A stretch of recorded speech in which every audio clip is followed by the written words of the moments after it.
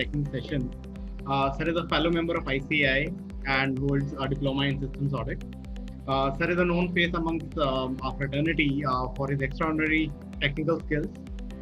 With about 30 years of professional experience, Sir is a renowned speaker on IT security, IT application, ITS tax and bank audit, and other such relevant important topics. Sir is a regular visiting faculty for DISA course offered by ICAI. I welcome Manmeet ji on behalf of Gurgaon branch, NIRC, CIRC, and Saharanpur branch for taking time out and sharing your knowledge with us. Over to you, Manmeet. Thank you very much. So very good evening, friends, dignitaries in the session, and my dear friends. At the outset, I am thankful to Gurgaon branch as well as the Saharanpur branch for arranging this wonderful webinar on bank audit, and it has given me opportunity to interact with, I'll say, some kind of virtual audience. Now we are more into that kind of things. So as already introduced, I am CA MS Mehta, so a chartered accountant since last 30 years into practice, and honestly, technology is my passion. So Dheeraj ji ne mere ko call kiya, and he said we want a seminar on IT aspects of bank audit. So I said yes, but then I started thinking कि अगर IT aspects of bank audit को देखें, there could be different dimensions to it, right? The first dimension could be audit in computerized environment, in Finacle environment, in CBS environment. The second aspect could be audit of computerized environment, जिसको हम system audit कह सकते हैं, कुछ भी कह सकते हैं. And the third dimension could be using IT for audit. Okay, तो बैंक का reports लेके उसको Excel में डाल के कुछ analyze करके कुछ exceptions वो सब कुछ निकालने का. So within the time we have, so I'll try to deal with the first two topics. First is I'll deal with auditing in computerized environment. So friends, banking is a sector which has been at the forefront in deploying technology. The major reason has been banks deal in money, where the risk is high. So they were at the forefront when they adopted technology. And now आज की date में देखें तो most of the branches will be auditing are in fact branches which are under computer or automated branches now. So the first topic I'll be taking is banking in CBS environment or computerized environment, and just let me set my things. So, okay, just a small disclaimer, whatever views I am giving are my personal views based on my experience and might not necessarily represent the views of ICAI. And second is that I have used some screenshots, some menu options, so they are only for educational purposes and to apprise you of these areas. Now, friends, if you look at the impact of IT on banking, first has been that the concept of manual balancing is no longer relevant now. Okay. Initially, we had a day book, cash book, ledger होता था हमारे पास. Okay. But अभी वो कुछ भी नहीं है अपने पास. Okay. So now what we have is, something goes in and something comes out. But at the same time, balancing वगैरह का problem खत्म हो गया. आगे सब्सिडरी के साथ बैलेंसिंग होता था, वो सब खत्म हो गया है. Although LFER में देखें तो अभी भी those things exist because LFER was last revised in 2004 और उसके बाद उसका कोई रिवीजन नहीं हुआ. So since then it is existing, but actually अगर देखें तो आज की डेट में बैलेंसिंग वगैरह सब काम खत्म हो चुका है. Similarly, posting, totaling errors, those are things of the past. Extractions again gone. Reconciliation, interbranch reconciliation, internal reconciliations, reconciliation with the subsidiary ledger, all those things are again of the past. Although as I said, जो हमारा LFER उसके अंदर most of these columns, yes, they remain. Now, second is segregation of duty was a very different concept when we had manual system. उस समय क्या होता था कि किसी के पास actual physical custody होती थी किताबों की. And but now it is more online, through some kind of passwords, use of passwords, use of user IDs are there. Okay. And another big impact has been that internal controls are now built into the applications themselves. So ज़्यादातर जो आपके पास control है वो भी application में ही है. So you don't have to, क्योंकि जो चीज़ बैंक नहीं चाहता, which is against the policy, it can build into the system.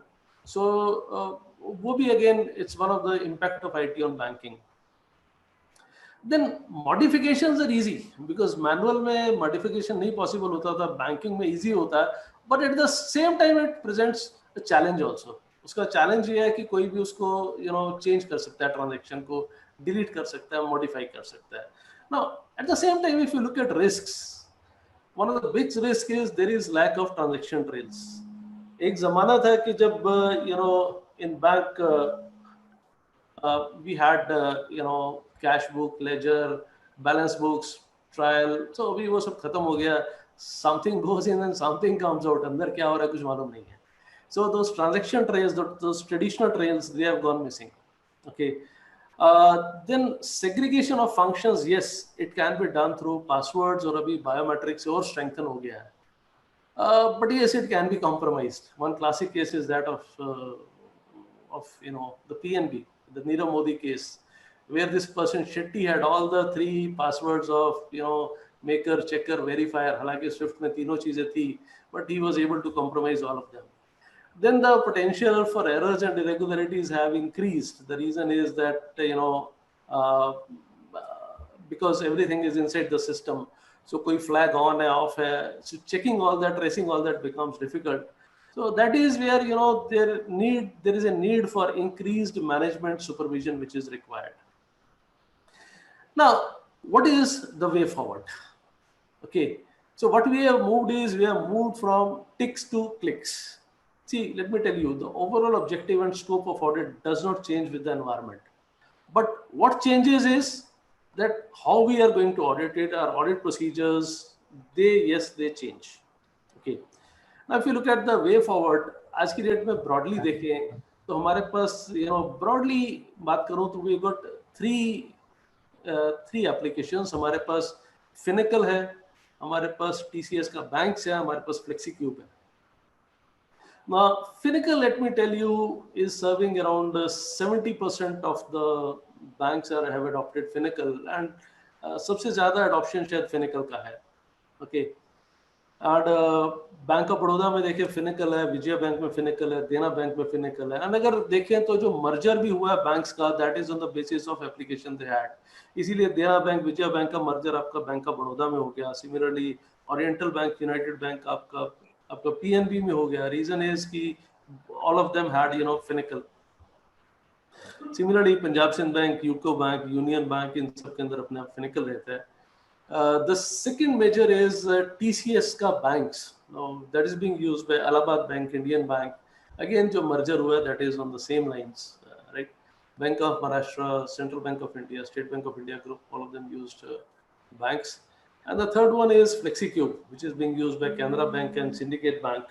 Okay, and so that is so those are broadly 3. एक छोटा मोटा हो रहा है, but largely अगर देखें तो we'll be dealing in Finacle. Let me tell you, Finacle is a very auditable software also. You can generate reports as per your requirement. आपको जो चीज़ चाहिए उसके लिए आपको कुछ ना कुछ report उसमें मिल जाएगा. You only have to understand the environment. And I was fortunate because in 2009 Institute ने एक auditors training course किया था in Infosys. And happened to be attending that, so spent some 7 days, in Infosys, trying to learn Finacle. So broadly, when I talk about Finacle, अभी तक जो maximum Finacle चलता है most of the branches, banks में, that is Finacle 7. Although जो PNB has moved to Finacle 10. So I'll be largely talking about Finacle 7 because that is, implemented in most of the banks. See, the thing was Finacle जिस समय बना, it was a DOS based thing. तो फिर इन्होंने Javatize करके उसको window के लिए adapt किया. So that was Finacle 7. But अभी जो विंडोज 10 के लिए बना that is Finacle 10. So banks are in the process of adoption. जो चीज़ आप फिनिकल 7 के लिए सीखेंगे वही आप फिनिकल 10 में भी यूज करते हैं. सिर्फ जो मेन्यू ऑप्शन है उसके आगे एक एच और लग जाता है. सो अगर इधर ACI है तो उधर HACI बन जाएगा. So that is the only difference we have in Finacle 10. So moving forward, so I'll be largely talking about how to audit in Finacle environment. The second is TCS banks. Now, as far as TCS banks is concerned, TCS banks में आपका अपना report generation capability बहुत limited रहता है. Okay, लेकिन the positive thing is every day in the report server of the bank maximum reports जो एक branch को जरूरत पड़ सकती है या ऑडिटर को जरूरत पड़ सकती है, all of them are downloaded. You could go to those reports, you could analyze those reports. आपको ज्यादातर इंफॉर्मेशन आपको मिल जाएगी. So in the end I'll give a bit about banks के अंदर किस तरह से होता है, but largely क्योंकि Finacle में it is your discretion आप किस तरह का इंफॉर्मेशन निकाल सकते हो. It is much more user friendly that way.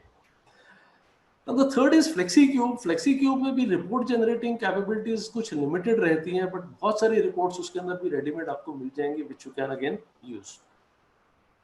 Now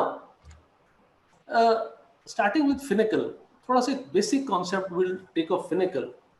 Finacle में एक आपको कॉन्सेप्ट मिलेगा सोल आईडी का.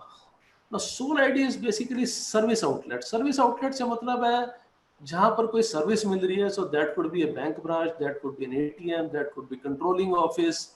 सो जितनी भी ब्रांचेस रहेंगी, कंट्रोलिंग ऑफिस रहेंगे, आपके एक्सटेंशन काउंटर्स रहेंगे, ATMs रहेंगे, हब्स रहेंगे, उन सबका कोई ना कोई सोल आईडी रहेगा. So SOL ID basically identifies the branch. एक दूसरा कॉन्सेप्ट है इसके अंदर सेट आईडी का. ना सेट आईडी मींस कि किस ब्रांच ने ट्रांजैक्शन को इनिशिएट किया. So the initiating branch is the set ID. So जिस सोल आईडी से भी ट्रांजैक्शन इनिशिएट किया that is called the set ID. Okay, now किसी भी ट्रांजैक्शन को समझने के लिए, किसी भी ट्रांजैक्शन को आइडेंटिफाई करने के लिए we have got two things. One is transaction ID, other is date. So you got two things, one is transaction ID and date. There's some audio coming or something.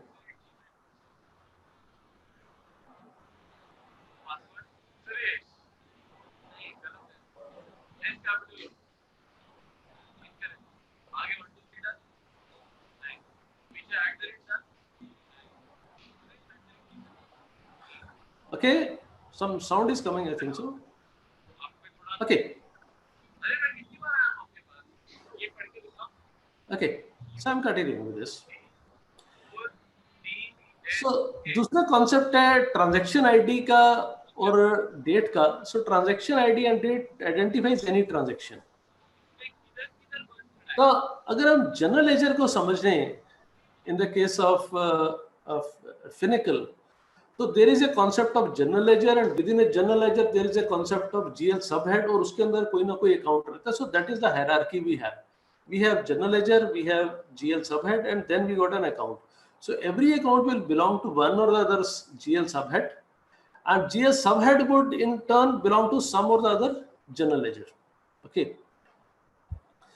जो events रहते हैं, you could identify events by कि enter किसने किया है. So किसी ना किसी user ID से transaction enter होगी, कोई ना कोई user ID उसको post करेगा, verify करेगा जो user ID, डिलीट अगर करेगा तो उसका यूजर आईडी भी रिकॉर्ड होता है. So there is a whole trail available. There is a whole trail available. Transaction को एंटर किसने किया है, पोस्ट किसने किया है, वेरीफाई किसने किया है, डिलीट किसने किया है, मॉडिफाई किसने किया है. एक और कॉन्सेप्ट है Finacle का which is a limit node concept. ठीक, क्या होता है अगर एक कोलेटरल है उसको आप एक से ज्यादा लोगों में आप उसको एक से ज्यादा अकाउंट में आप उसको अपना वो शेयर कर सकते हैं. So जहां भी ग्रुप अकाउंट रहते हैं there could be common security, so that is called a limit node. So based on the common security you'll have one limit node, within that you could have different limits segregated to different accounts. So these are some very basic concepts of Finacle. So if you look at the main screen of Finacle, then this is something which is there. Okay, इधर आपको कहीं ना कहीं आपको main menu दिखेगा. So here we got a main menu. इसके नीचे आपको सब मेन्यू दिखेगा. So every menu could have a sub menu. सब मेन्यू में कई सारे मेन्यू ऑप्शंस हो सकती हैं. फॉर एग्जांपल आपके पास मेन मेन्यू आ गया customer account menu. Customer account menu में आपके पास अकाउंट मेंटेनेंस मेन्यू आ गया. उसके अंदर आपके पास अलग अलग ऑप्शन हो सकती है, like open an account. So menu option जो रहती है they are an abbreviation of the whole thing. के like open an account would be OAAC, close an account would be CAAC. So most of the abbreviations or menu options are based on what you can do within that. Okay. Then ये नीचे हमारे पास जगह है जहां पर कि we'll be entering those menu options. So this is where we'll be entering the menu options. Okay. Then message area is there, action bar is there, user अपने कुछ favorites बना सकते हैं. So all these are options within Finacle.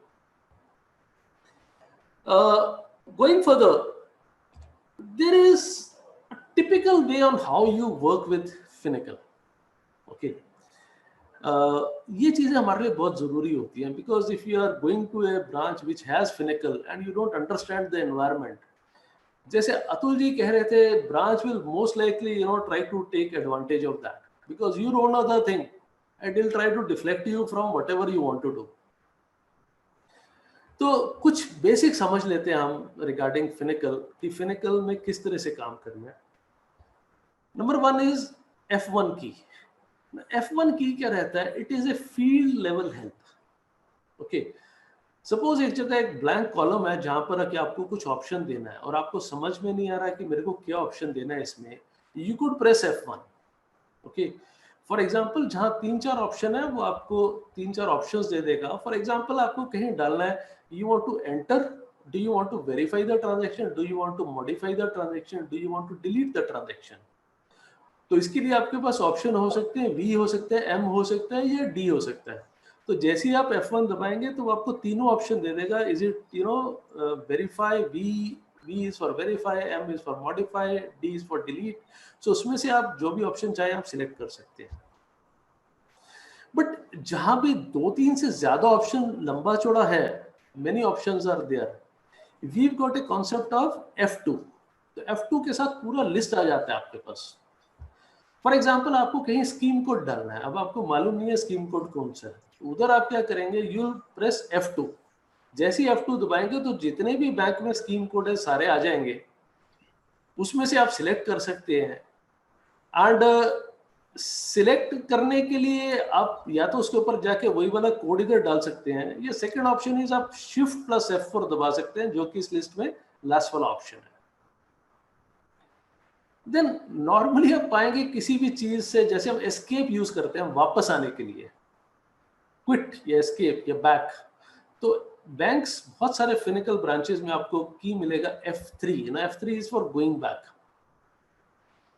और जिसको हम enter बोलते हैं, किसी भी चीज को हमें आदत है कुछ भी डालते हैं हम एंटर दबाते हैं. Enter means accept.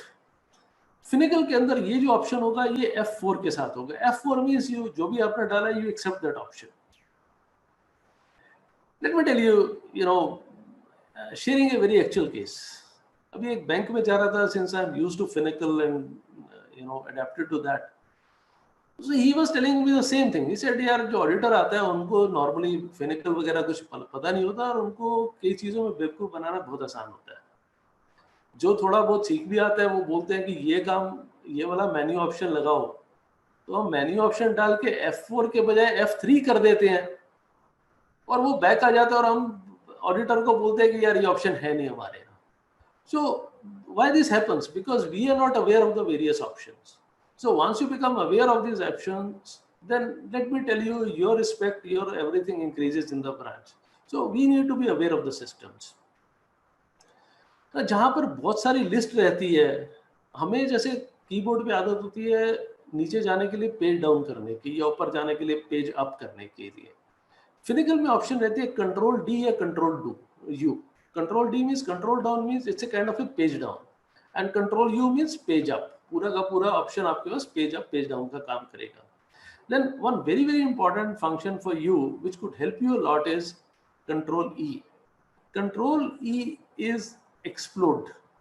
Explode here means drill down. आप किसी भी चीज पर आइए, उसके ऊपर आप कंट्रोल ही दबाइए, you just drill down into the transaction. Let me take a simple example.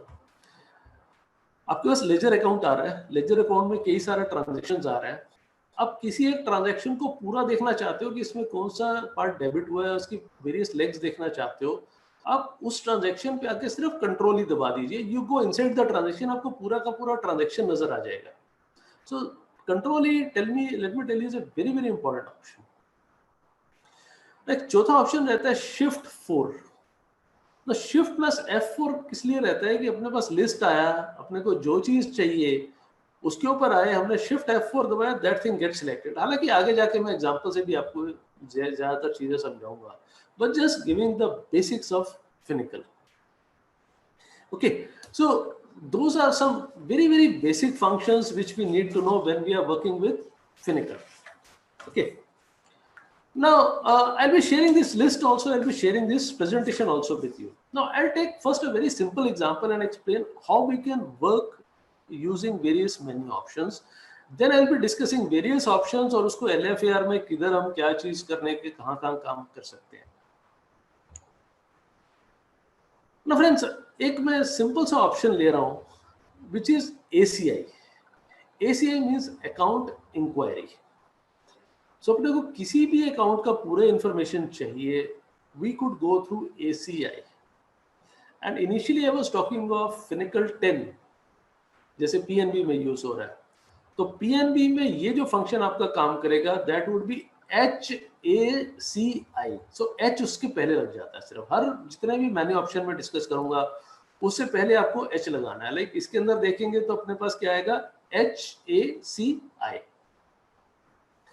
Let me tell you, this is a very very powerful function, a very very powerful menu option which is there in Finacle. So if you look at here, इधर जहाँ लिखा हुआ है ACI, इधर अपने को ACI डालना है. So as soon as we put in ACI and we press F4, so we'll go to the next screen. So your next screen, if you look at, you can see plenty of things. You can see loan amount कितना है, you can see loan period कितना है, okay, you can see repayment method कितना है, okay, you can also have got different options which are there, okay. तो अब इसके अंदर नीचे हमारे पास कई सारे ऑप्शन कोड आ रहे हैं. इधर अगर बॉटम लेफ्ट साइड देखें, so we have got this option code. इस ऑप्शन कोड को कैसे ऑपरेट करना है, इस ऑप्शन में मैं जानना चाहता हूं कि मेरे पास क्या क्या ऑप्शन है, किस तरह का इंफॉर्मेशन मैं निकाल सकता हूं. What you can do is just press F2 here. इधर आपको F2 प्रेस करना है. जैसे ही आप F2 प्रेस करोगे, ये दिस इज आफ्टर F2, आपके पास सारे ऑप्शंस आ गए कि आपको क्या क्या इंफॉर्मेशन निकाल सकते हो. इसमें से आप रिलेटेड पार्टी डिटेल निकाल सकते हो, आप स्कीम डिटेल निकाल सकते हो, आप जनरल अकाउंट डिटेल्स निकाल सकते हो, एमआईएस कोड निकाल सकते हो, आप टर्नओवर देख सकते हो, लिमिट हिस्ट्री चेक कर सकते हो. ओके, इधर देखें तो रीपेमेंट शेड्यूल चेक कर सकते हैं. ओके, रीपेमेंट शेड्यूल का देखें तो हमारे पास ऑप्शन ई है. तो मेरे पास एक तरीका तो है कि मैं इधर ई डाल सकता हूं. दूसरा तरीका है कि मैं ई पर आके और मैं शिफ्ट प्लस F4 दबा सकता हूं. Shift for F4 is selection. जैसे मैं शिफ्ट फॉर प्लस F4 दबाऊंगा तो मेरे पास इधर ई लिखा हुआ आ जाएगा. नाउ जैसे ही मैं इसमें ई डालता हूं, so this is the next screen which comes. Now here you could सी इसका रीफेसमेंट डेट कौन सा है, कब ये लिमिट पहली बार फीड हुआ है, रीफेसमेंट हुआ या रीस्ट्रक्चरिंग हुआ अकाउंट का या नहीं हुआ, ये EMI का अकाउंट है या नहीं है, how many EMIs are there, what is the first flow date, okay, monthly frequency है या क्या है, EMI कितना है. ओके, अभी अतुल जी एक बहुत अच्छा केस डिस्कस कर रहे थे जहां अतुल जी बोल रहे थे एक लोन अकाउंट है जो 40 लाख से 2 करोड़ पे चला गया, बट समहाउ EMI वो पुराना वाला रह गया. So if you want to check कि इसका EMI कितना है, right, so this is the place to check it. This is where you can check what is the EMI, वो monthly है. Then interest का demand date कौन सा है, like कोई if somebody wants to do, what he can do is interest का demand date future में कर देगा. So interest का demand ही नहीं create हुआ सो ऑब्वियसली इंटरेस्ट का डिमांड ही नहीं क्रिएट हुआ तो इंटरेस्ट ओवरड्यू ही नहीं बनेगा। सेम वे इधर आपके पास फ्लो स्टार्ट डेट आ रहा है, फ्लो स्टार्ट डेट मींस अपना इंस्टॉलमेंट कब से चालू होना है। सो अगर अपने पास फर्स्ट फ्लो डेट वो आज से 6 महीने बाद का डाल दे, तो जब इंस्टॉलमेंट का ड्यू ही नहीं हुआ तो ऑब्वियसली ओवरड्यू होने का मतलब ही नहीं है। I'll give you a very interesting case. Since I'm a faculty for ESA as well as forensic, I remember I was taking one of the ESA sessions in Udaipur. So after the end of the session, one of the members of the branch, he was to escort me to my place. तो कुछ ऐसी बात हुआ कि फिनिकल का, sir मेरे को फिनिकल का आइडिया नहीं है ज़्यादा, और अभी रिसेंटली क्या है कि हमारे पास एक ब्रांच आई है जो फिनिकल में है, हमने उसका अपना कॉन्करेंट ऑडिट करना है। सो if you could just help us कि एक बार थोड़ा सा समझा दो कि फिनिकल में किस तरह से जाना है, तो फिर हल्के हल्के will learn it. So I said okay. So I went to the branch, I was just explaining कि यार ACI से हम जाके खाता देख सकते हैं, इस तरह से ऑप्शन डालें तो रीपेमेंट चेक कर सकते हैं। So I just asked the branch manager, I said कि यार मुझे कोई भी एक अकाउंट नंबर बता दो, I want to check the account details। तो उसने मेरे को एक अकाउंट नंबर बता दिया। So जैसे ही मैंने वो अकाउंट नंबर डाला, उसमें इसमें डिटेल डाली, तो इधर जो नंबर ऑफ इंस्टॉलमेंट्स आई वो सिर्फ 20 आई। तो मैंने उसे बोला, मैंने कहा यार ये खाता कौन सा है? बोला sir housing loan. I said यार इट इज वेरी क्यूरियस कि 20 इंस्टॉलमेंट वाला हाउसिंग लोन कौन सा मिलेगा। सो जैसे ही मेरी ऊपर नजर पड़ी तो इधर रीफेजमेंट के ऊपर आ रहा था यस, एंड ये जो स्टार्ट डेट थी, दैट स्टार्ट डेट वाज, मतलब जिस दिन को हम वहां पर गए थे उससे वो 3 महीने बाद का डेट आ रहा था। सो आज द ब्रांच मैनेजर सेड यार ये अकाउंट रीफेज हुआ क्या? बोला नहीं सर कोई रीफेजमेंट नहीं है। इसे रीस्ट्रक्चर्ड नहीं है, इधर आपका रीस्ट्रक्चर आ रहा है। 20 इंस्टॉलमेंट आ रही है होम लोन के अंदर, 20 इंस्टॉलमेंट का मतलब ही नहीं है। और ये जो आपकी फर्स्ट फ्लो डेट है ये फ्यूचर में आ रही है, जबकि इस लोन को सैंक्शन हुए आज से करीब अपना 10 साल हो चुके थे उस लोन को सैंक्शन हुए। So the thing was very obvious, उस खाते को NPA से बचाने के लिए what they did was they rephase the account, और फर्स्ट फ्लो डेट उन्होंने फ्यूचर डेट डाल दी, बिकॉज फ्यूचर डेट है तो ऑब्वियसली अकाउंट का इंस्टॉलमेंट ड्यू ही नहीं होगा। ड्यू नहीं होगा तो ओवरड्यू होने का मतलब ही नहीं है, अकाउंट NPA होने का मतलब ही नहीं है। So you could evergreen an account, उसको रीफेज करो, उसके नीचे उसका फर्स्ट फ्लो डेट चेंज कर दो या उसका इंस्टॉलमेंट डेट चेंज कर दो। So these are the things, friends, you should be looking for when you are doing an audit, wherever any account is suspect. So go to these areas, check these areas. Okay. So ACI is a beautiful function. Let me tell you, you could gain a lot of information about an account through the option of ACI. Okay. Now, अगला function हम देखते हैं. Now, I'll be correlating a bit with LFAR. हमारे पास एक option रहता है, हमारे को एक कैश इन हैंड के ऊपर कोई डिटेल देना होता है। तो कैश इन हैंड के लिए हमारे पास जो फंक्शन हमारे काम आ सकते हैं, one is ACLI। ACLI is account ledger inquiry. So ACLI में जब डालेंगे तो पूरा का पूरा अकाउंट का डिटेल आ जाएगा, मीन्स कैश का सारा ट्रांजेक्शन आ जाएगा। But at the same time कुछ बैंकों में ऑप्शंस रहता है CSHBR। CSHBR is cash balance report. So you can extract this report, you could take it to Excel, और आप पिवट में जाके मंथली मैक्स या मंथली एवरेज लगा सकते हैं। You can get हर महीने मैक्सिमम बैलेंस कितना रहा है, एवरेज बैलेंस कितना रहा है। You can correlate with the retention power of the branch. Now, one disclaimer I want to make, friends, जितने भी मैं options बता रहा हूँ, some of these are out of the box options, जो कि Finacle में inbuilt रहते हैं। But बहुत सारे options जो हैं वो बैंक अपने हिसाब से they get it customized from Finacle. So in the branch you'll have to check whether this option is available or not. But ACLI इनका out of the box option रहता है, वो आपको हर branch में मिलेगा। Similarly, there is one option which is called MIS REP. MIS MISREP जिसको बोलते हैं। MISREP is what? These are MIS reports. MIS reports contain plenty of reports which are generated by the branch. Okay. So बहुत सारे जो branch को चाहिए होते हैं, data centre gives the option to generate those kind of reports जो आपको MIS REP में मिलेंगे। MIS-RAP में बहुत सारे ब्रांचेस में आपको मिलेगा कैश इन हैंड या कैश बैलेंस रिपोर्ट आपको मिलेगी. So you could take that, analyze it to get a hold on the cash in hand, because अगर आप LFAR का बात करें, you have to report on the cash in hand, okay, and wherever it increases the retention limit of the branch. Now दूसरा आपको reporting देनी होती है on sundry, suspense, BP and these kind of accounts. Now इसके लिए आपके पास जो main option रहता है फिनिकल में, that is MSGOIRP and MSOIRP. Now, MSGRP is binary subsidiary outstanding information and item report. Okay. Now, एक छोटा सा आपको fine line in Finacle, let me tell you. Finacle में कुछ transactions रहते हैं which they call as pointing entries. Pointing entries वो entries होती हैं जिस entry को पहले generate करते हैं उसका reference number generate होता है और फिर उसके साथ clear करते हैं. फॉर एग्जाम्पल सस्पेंस की एंट्री, अगर कोई एंट्री सस्पेंस में लेंगे, that would be a pointing entry. Pointing entry means उसका एक रेफरेंस नंबर क्रिएट होगा, जब उस एंट्री को स्क्वायर ऑफ करेंगे तो उसी रेफरेंस नंबर के साथ होगी. So at any time you could get how many entries are outstanding. Okay, तो जितने भी इस तरह के नॉमिनल अकाउंट्स है, जैसे सन्ड्री, सस्पेंस, बिल्स पेबल, जितने भी इस तरह के नॉमिनल अकाउंट्स है, what Finacle uses is pointing entries.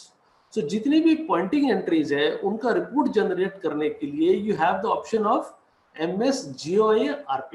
Okay, so MSGOIRP is for generating all those pointing entries. Suspense हो गया, सन्ड्री हो गया, ओके, बिल्स पेबल हो गया. सो इस तरह की entries have to be squared off also. So इन सभी नॉमिनल अकाउंट्स के लिए यू गॉट MSGOIRP, जिससे आपको डिटेल मिल जाती है, where you can analyze there are any old outstanding entries or not, and you can take it to relevant sections in your LFAR. Then ज्यादातर banks के अंदर आपके पास मिसरेप का ऑप्शन भी रहता है ना. मिसरेप में भी कहीं ना कहीं आपको ये सब outstanding entries regarding sundry, suspense, इन सब चीजों का आपको डिटेल मिलेगा, which you again can use. And in entries का डिटेल के लिए there is an option which is called IOT. IOT is inquire on transactions. Now, IOT is especially useful for these kind of pointing entries. Pointing entries means जहाँ पर entry हुई है और बाद में उसको अपने को खत्म करना है. तो जहाँ रेफरेंस नंबर जनरेट हुआ उस रेफरेंस के बेसिस पे बाद में एंट्री को खत्म करना है, we got IOT.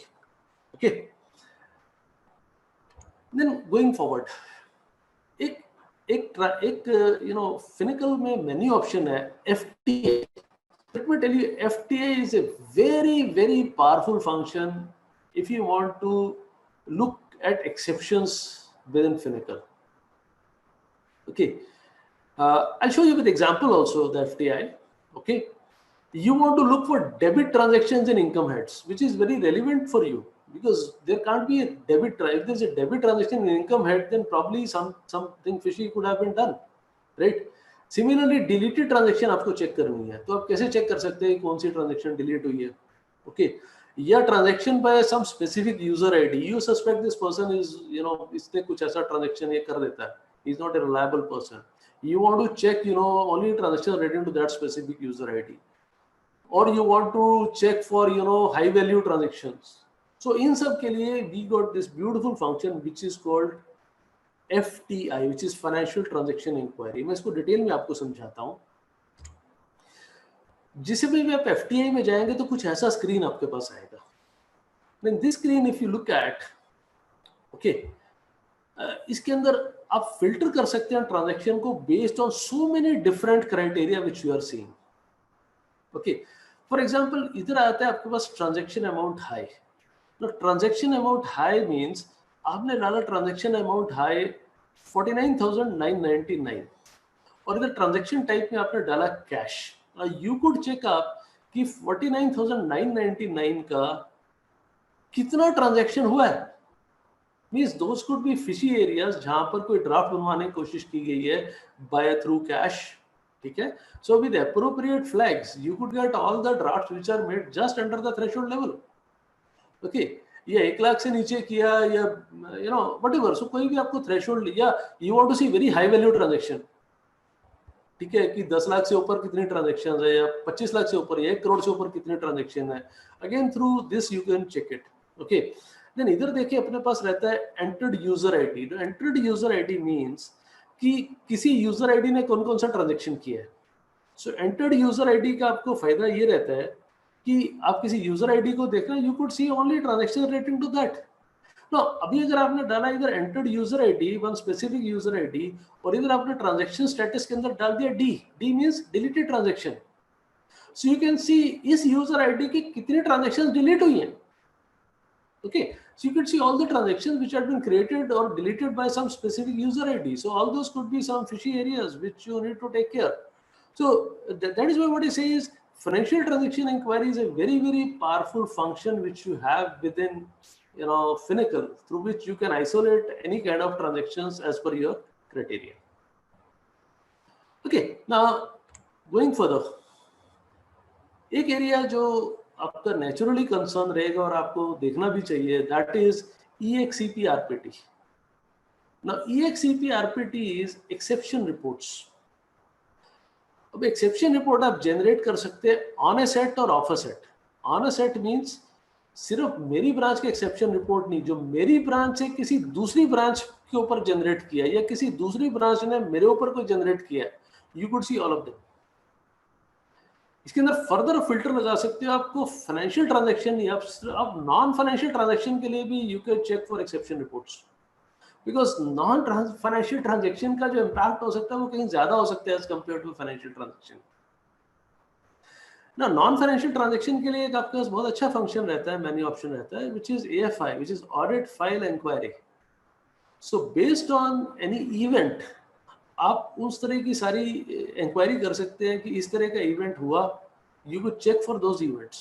Okay, then दो चीजें आपके काम आ सकती हैं. One is transaction exception inquiry. So EXCP RPT में तो आपके पास पूरा रिपोर्ट जनरेट हो जाता है. TEI से आप एक्सेप्शंस को चेक कर सकते हो. Okay, now let me tell you friends, Finacle के अंदर एक सिस्टम है. As far as controls is concerned, it has got 3 things. Number 1, it has got warning. Warning means वो आपको सिर्फ बोलेगा ये चीज गड़बड़ है, आपको रुकेगा नहीं, जाने देगा, बट वो आपको बोलेगा दिस थिंग इज एबनॉर्मल और ये ठीक नहीं है. ओके, दूसरा रहता है एक्सेप्शन. एक्सेप्शन में वो आपको रोकेगा, आपसे हायर अथॉरिटी उस ट्रांजेक्शन को कर पाएगी. फॉर एग्जाम्पल लिमिट से एक्सीड होना, तो आप नहीं कर सकते, बट आपकी higher authority can exceed that. So वो जो ट्रांजेक्शन है वो किस में जाएगी, एक्सेप्शन में जाएगी. So it will be available in the exception report. Next तीसरा रहता है एरर. एरर मींस वो हो ही नहीं सकता. मींस अगर आप लेट्स से 2 लाख का FD का पेमेंट आप कैश करने की कोशिश करोगे तो वो एक्सेप्ट ही नहीं करेगा. It won't do it because that is an error, that is beyond the scope of Finacle. वो कंट्रोल बिल्ट ही नहीं है, राइट.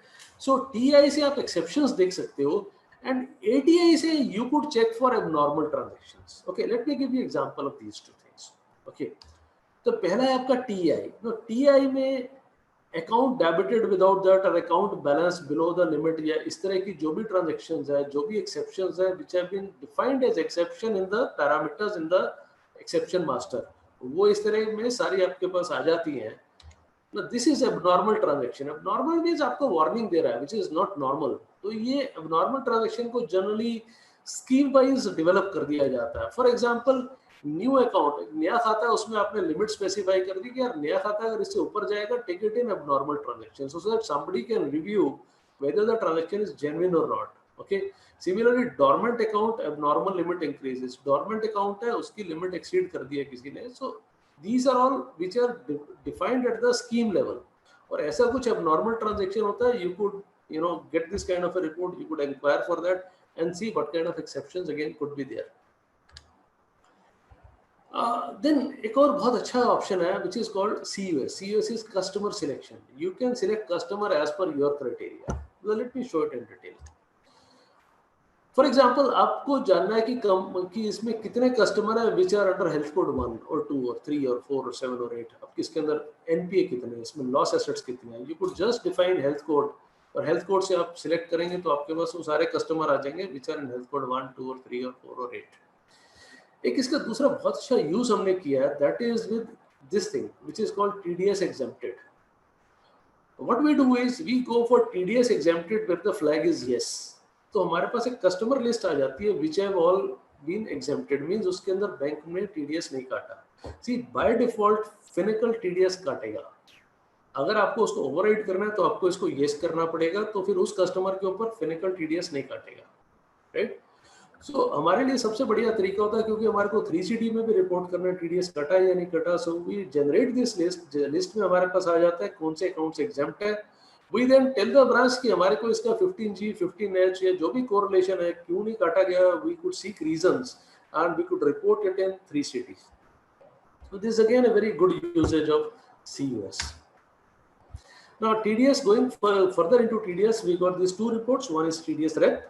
TDS Rep के अंदर आपको TDS related पूरा रिपोर्ट मिलेगा, based on which you could determine कि TDS का compliance हुआ या नहीं हुआ। Because अगर हम बात करें फिनिकल का या सॉरी 3CD का, तो 3CD is an exact reporting, अपने को उसमें देना है कि TDS का compliance है या नहीं है, okay। एंड TDS IP के अंदर TDS इंक्वायरी एंड प्रिंटिंग का ऑप्शन है, जिसमें आपको बस TDS से रिलेटेड प्रिंटिंग मिलता है, रिपोर्ट मिलता है। TDS Rep is TDS reports, so कुछ बैंक्स में आपको TDS Rep का ऑप्शन मिलेगा, जहां पर आपको TDS से रिलेटेड सारे रिपोर्ट्स मिल जाएंगी। देन फ्रेंड्स, ये अब बोरोवर पे आ जाए, एडवांसेस पे आ जाए, तो हमारे पास एक जो सबसे अच्छा ऑप्शन रहता है, दैट इज ACLI। किसी भी अकाउंट का डिटेल देखने के लिए we could go to ACLI। ACLI में जैसे ही हम जाएंगे तो हम उसका पूरा अकाउंट देख सकते हैं, उसके ट्रांजैक्शन देख सकते हैं, ओके। लाइक किसी भी ट्रांजैक्शन के अंदर जो इनपुट आया, जो हमारे पास क्रेडिट रिसीव्ड है, उसको फर्दर चेक करना चाहें, तो जैसे ही हम उसके ऊपर कंट्रोल ई प्रेस करेंगे तो विल गो इन डेप्थ, हम देख सकते हैं किस अकाउंट से इसके अंदर पैसा आया, तो जेन्युइन सोर्स है या नहीं है, हम वहां से जाके चेक कर सकते हैं। One more tip for you, जिस समय भी आप इसके अंदर काम कर रहे हैं ACLI में, तो you just go to ACI, और ACLI में जहां अकाउंट नेम आता है, उस अकाउंट नेम के ऊपर जैसे आप कंट्रोल ही दबाते हैं, यू गो टू ACI में आप उस अकाउंट का पूरा डिटेल चेक कर सकते हैं, उसका लिमिट कितना, it's all the details about an account, you can get to know from that. Then limit से रिलेटेड एक ऑप्शन रहता है अपने पास, limit tree lookup. Limit tree lookup is की लिमिट कितनी है, कैसे कैसे है, किस किस अकाउंट के अंदर वो apportioned है, सब लिमिट्स है या नहीं है, so you could check on the limits and DPs again from this option, okay। then एक बहुत अच्छी है, that is LNDI, limit node inquiry, उससे पूरा का पूरा लिमिट नोड आपको समझ में आ सकता है, okay। and एक बहुत इंपॉर्टेंट काम का चीज है, that is ACLHM। ACLHM gives you limit का हिस्ट्री, okay। अभी मालूम पड़ा कि अकाउंट के अंदर लिमिट बन नहीं रहा है, उसको एक्स्ट्रा पैसा चाहिए, बैंक ने without any sanction, branch manager on collision, somebody has increased the limit, given the exceed करा दिया, बैलेंस बढ़ गया, बाद में वो पैसा वापस आ गया, अगेन उस लिमिट को नीचे ले आए, सो ये सब चीजें अपने किधर से देख सकते हैं, लिमिट हिस्ट्री मेंटेनेंस से। There you can actually see limit कब कब बढ़ा, कब कब कम हुआ, कब रिन्यू किया, so you get all the details in limit history maintenance, okay. Then we have an option of दो तीन ऑप्शन रहती है हमारे पास, एक हमारे पास ACTI रहता है, एक हमारे पास ATOR आता है, एक हमारे पास CUTI आता है। All these relate to turnover, okay.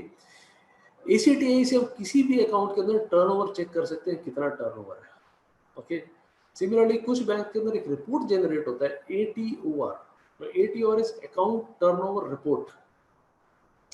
Now one very simple option we used to use was कि जैसे लास्ट 3 महीने का हमने ATOR निकाला और उसके अंदर चेक किया कि कितना इसमें टर्नओवर आया है, तो जितनों में टर्नओवर नहीं आया, obviously they are for your consideration, क्यों नहीं आया और ठीक है या नहीं है, right.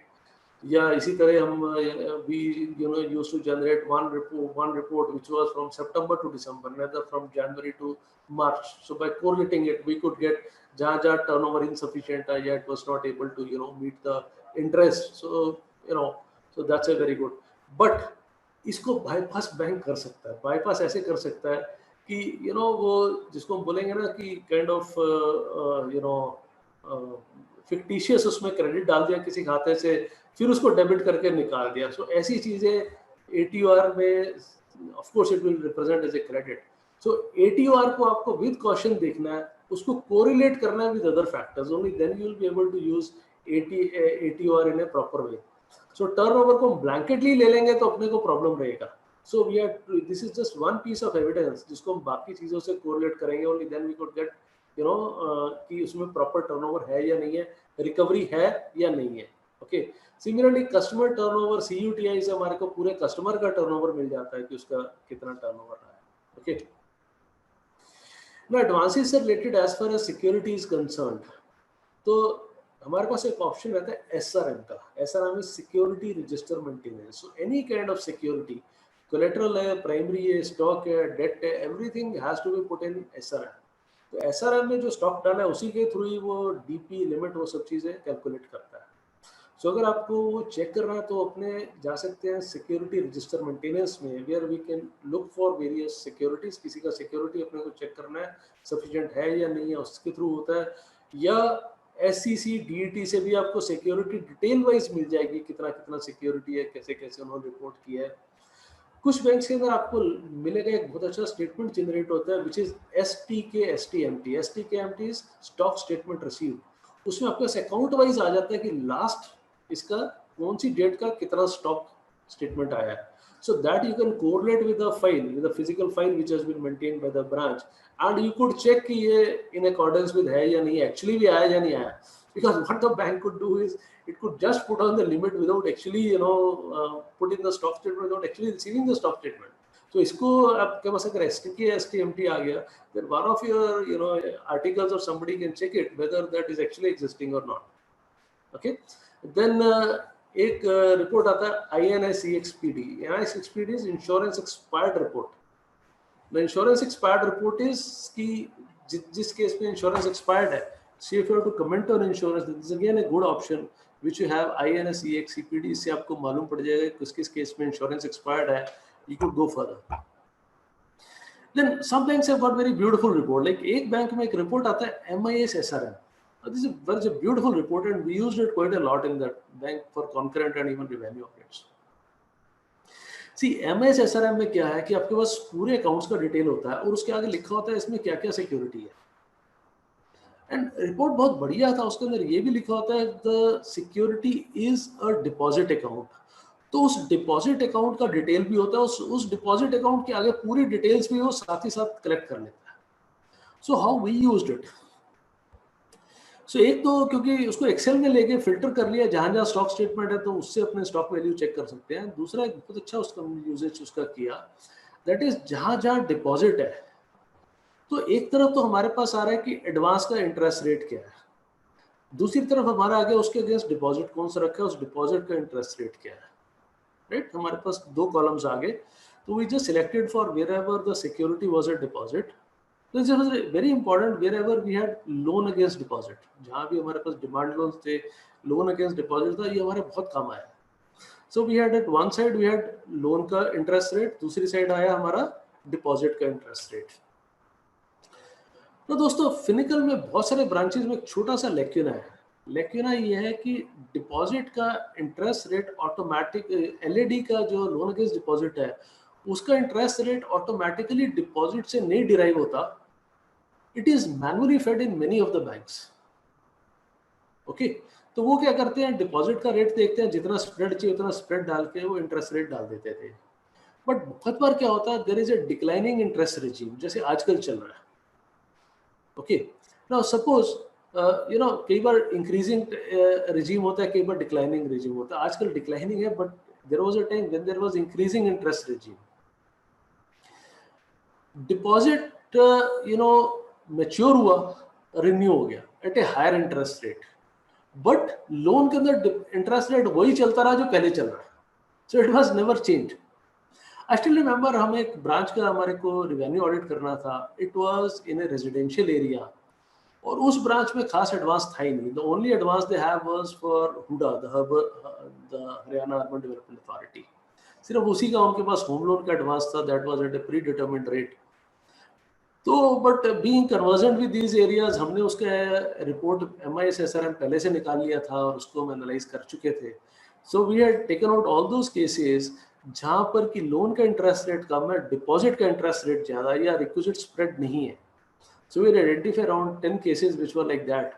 So when we went to the branch, we were ready with our data. Let me tell you, आप सबसे अच्छा ऑडिट अपने ऑफिस में कर सकते हैं. So we had analysed the data, we had gone there. और जब हम ब्रांच में पहुंचे तो वो मैनेजर साहब हमारे को बोले, सर हमारा तो हिस्ट्री है आज तक की, आज तक कभी रिवेन्यू लीकेज हमारा निकला ही नहीं, क्योंकि हमारे यहाँ लोन ही नहीं है. तो रिवेन्यू लीकेज हमारे पास डिमांड लोन रहता है या एक हुडा के अंदर कभी निकलने का मतलब ही नहीं है.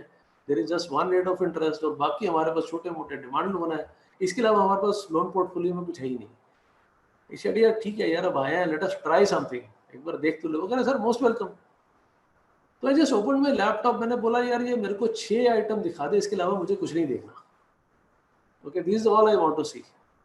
And he called for those FDRs और डिपॉजिट जब निकाला गया, एंड ही एक्चुअली सॉ कि उन केसेस में the deposit had been renewed at a higher rate, but loan against deposit के अंदर इंटरेस्ट रेट नहीं था, and you know we could recover some, get some revenue leakage.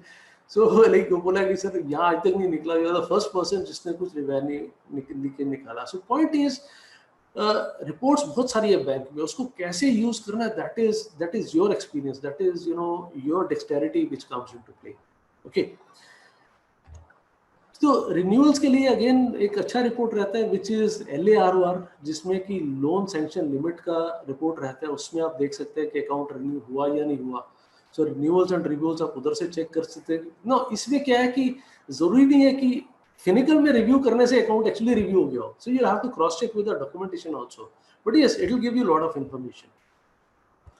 Then जिधर भी अपने पास सिक्योरिटी है which is in the form of some kind of a deposit, we need to check for lien also. और lien आपको मिलता है ALM पे. Let me tell you, whenever we audit, we have a practice कि जितना भी bank का demand loan होता है, we check for 100% for ALM, क्योंकि बहुत ज़्यादा अकाउंट्स नहीं रहते, तो we go for 100% checking of ALM because it's very risky area, because 1 or 2 areas we found कि ALM डिपॉजिट में मार्क नहीं था lien, and the person had actually encashed the deposit. So it's very critical area. You should look for ALM. ALM में जाके आप check करिए कि वो lien mark है या नहीं. Okay. Then अभी अतुल जी भी बात कर रहे थे बैलेंस कन्फर्मेशंस का. Okay, and you know, तो बैलेंस कन्फर्मेशंस के लिए we have got the option of LNH TIR या INQ LADC. LADC is the LED और the जिसको BC बोलते हैं, बैलेंस कन्फर्मेशन चाहते हैं, तो उसके ऊपर आप लोन डॉक्यूमेंट्स की इंक्वायरी कर सकते हैं, which is through INQ LADC. Okay, so you could check for you know balance confirmations. Then irregular accounts के लिए हमारे पास LAOPI रहता है. LAOPI is loan overdue position and inquiry. So LAOPI means कि जितने भी उसके अंदर अकाउंट्स हैं जिसके अंदर ओवरड्यू पोर्शन है, you could get all the overdue portions that you could look for irregular, you could check further. Okay, इसी तरह आपके पास यू नो FACWR रहता है, फैसिलिटी वाइज रिपोर्ट कुछ बैंक्स में निकलता है, उधर से भी आप चेक कर सकते हैं नॉन परफॉर्मिंग कौन से, रेगुलर अकाउंट्स कौन से हैं. बहुत सारे accounts bank could be having as irregular but they could actually be NPA. But once you get all the details तो you can correlate those things. Okay, Excel से आप थोड़ा बहुत फॉर्मूला वगैरह लगा के आप आराम से निकाल सकते हैं कि जो अकाउंट NPA में जाने चाहिए थे they have not been done. Okay, जैसे अतुल जी ने केस दिया कि the outstanding was very high, sorry, where the outstanding was very very high as compared to. So we have also found in many cases कि you know 10-10 साल हो गए हैं, outstanding is exceeding the sanction limit. Term loan जितना दिया उससे कई गुना ज्यादा है इस समय, but still account is being treated as standard.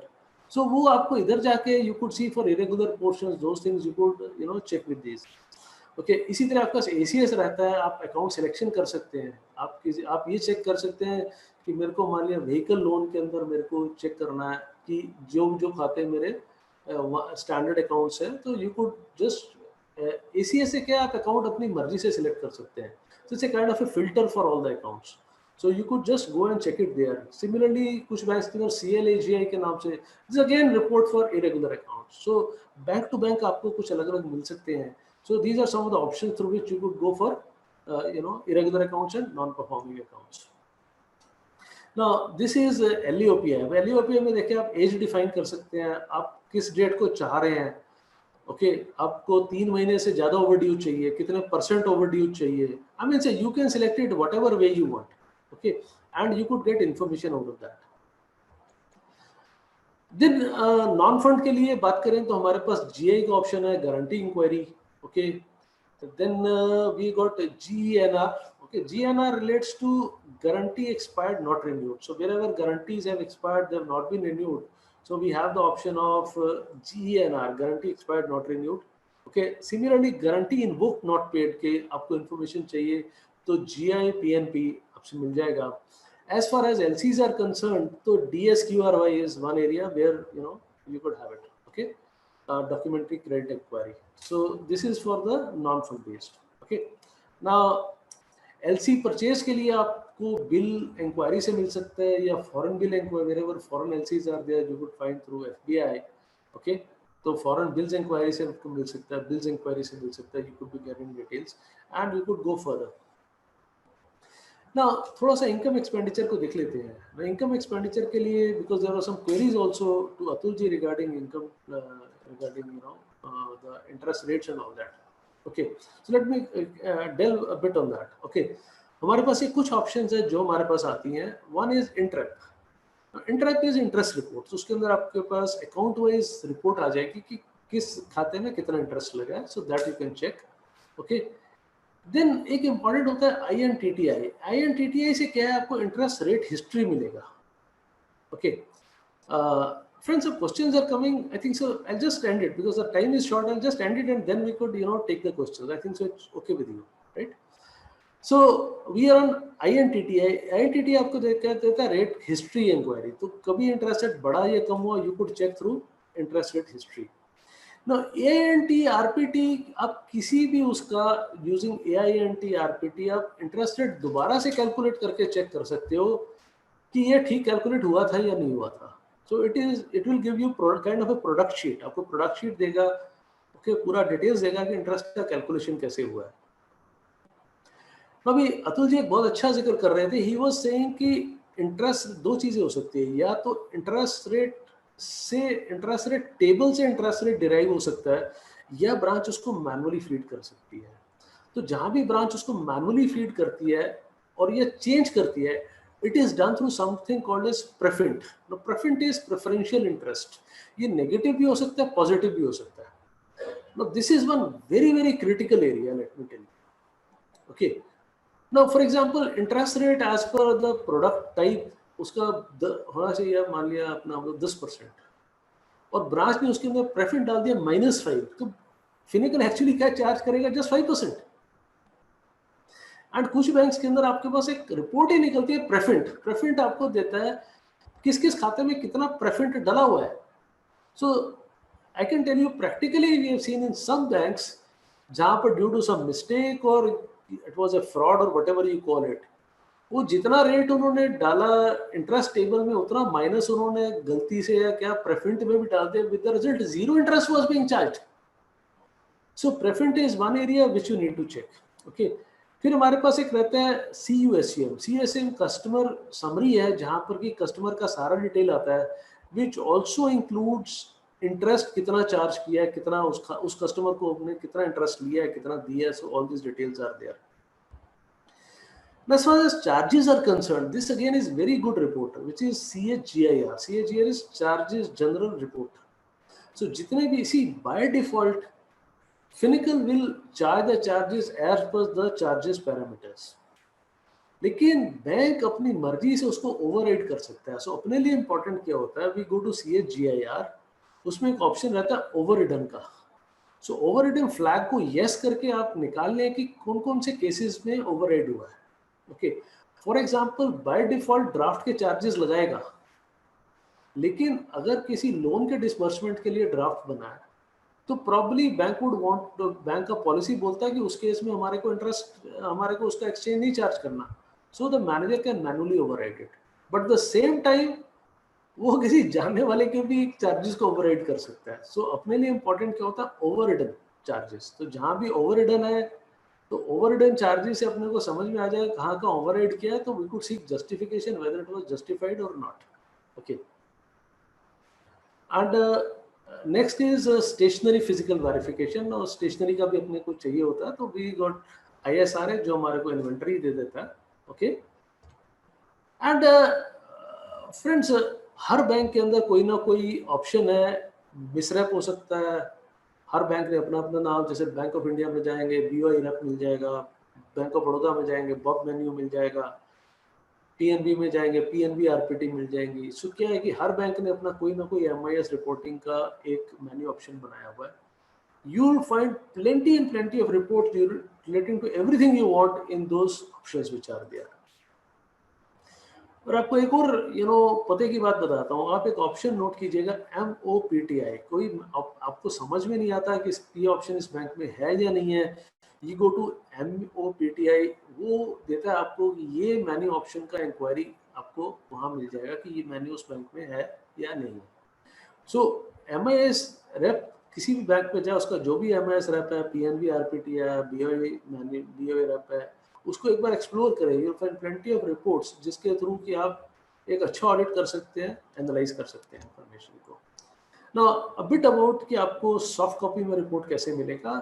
So we go to, let's say MIS report है, तो इसमें ये MIS रिपोर्ट्स का है, तो मॉड्यूल में मैं जाता हूँ एम्पल रेप।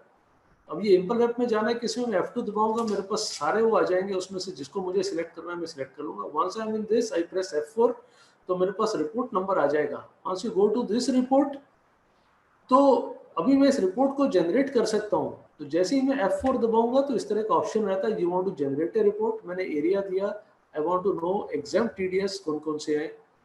तो व्हाट हैपेंस इज कि एक आपके पास ऑप्शन आ जाता है, this report goes to the server. Now server के ऊपर बैकग्राउंड के अंदर ये रिपोर्ट बन जाता है।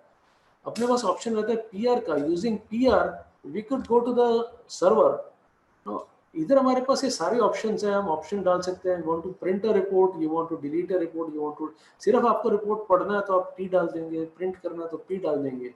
बट इधर अगर आप 2 बार कंट्रोल ही दबा देते हो, कंट्रोल ही, वंस अगेन कंट्रोल ही, तो क्या होता है कि रिपोर्ट का सॉफ्ट कॉपी बन के एक फिनिकल रिपोर्ट्स के नाम से फोल्डर रहता है मोस्टली बैंक्स में, उसके अंदर उसका एक सॉफ्ट कॉपी चला जाता है, which would be in RPT format और some kind of a text format. Once you get it in text format, you can take those reports, you can take it to Excel, you can analyze those reports.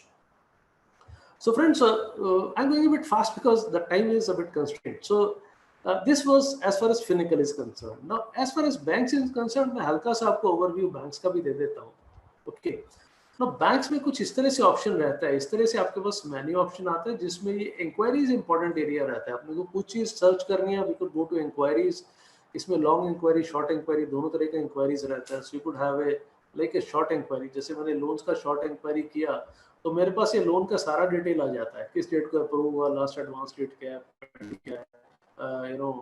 कितना due है, over due कितना है, repayment कितना है। So I might be getting everything about the details.